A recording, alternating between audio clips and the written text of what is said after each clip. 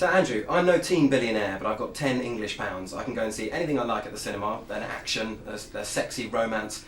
Why would I choose to go and see a film about an internet site? Well, first of all, I don't know if there is a film out about an internet site right now. The film that I'm here to promote is not about an internet site.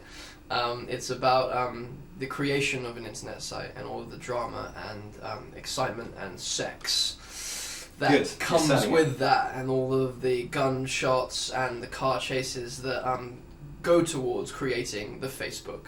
No, it's a smart film, but it's not only a cerebrally smart film, it's a film that is full of, what it is to be alive, what it is to be human and young and ambitious. It's a coming-of-age film. I think at some point David Fincher described it as the Citizen Kane of John Hughes films for this generation. I mean, that may be a great misquote, but it sounds good.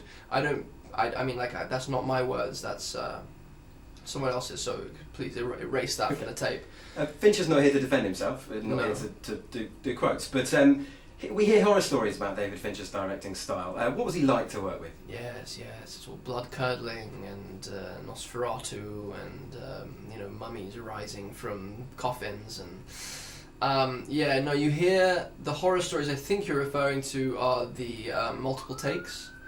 And of course, when that does drum up images of exhausted and kind of petty actors getting upset that they have to do more work. I think if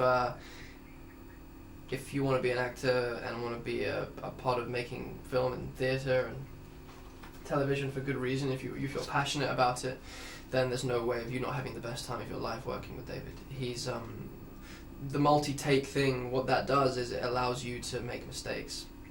And usually on a film set you get 3 takes at a scene, whereas with David you don't have that external pressure to get it right, because there's no way of getting it right, because human beings never get it right anyway, so we're all portraying human beings trying to get it right.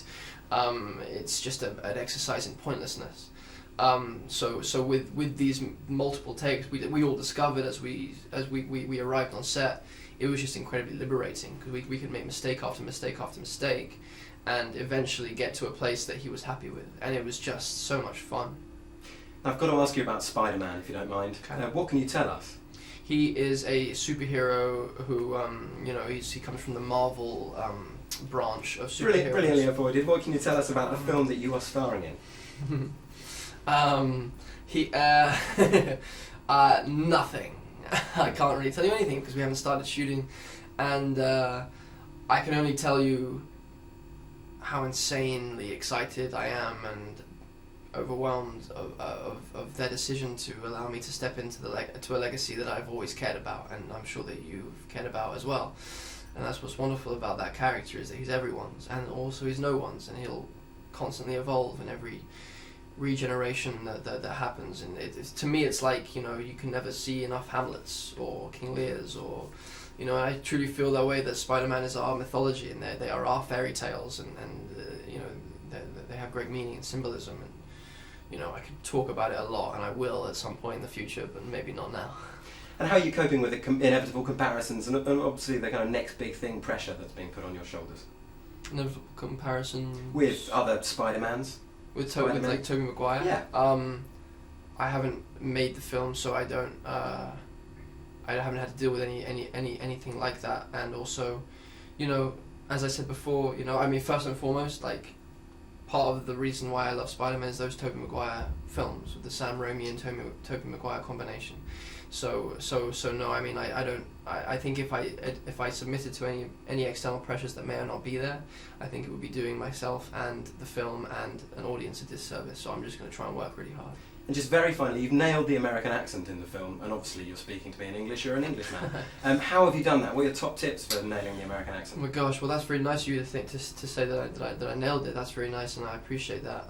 There's always more work to be done, and I can always hear things that I don't like, but that's very nice of you. My dad's American, and I was born in America, so I've had it cheated in my ear throughout my life, so I've had a bit of a head start. I approach that like I approach any other aspect of working on a character. It has to become part of me, and I have to not be distracted by my own voice. So for 2 weeks before, I just started talking like it, and I just didn't stop it throughout filming. Can you still do it? No.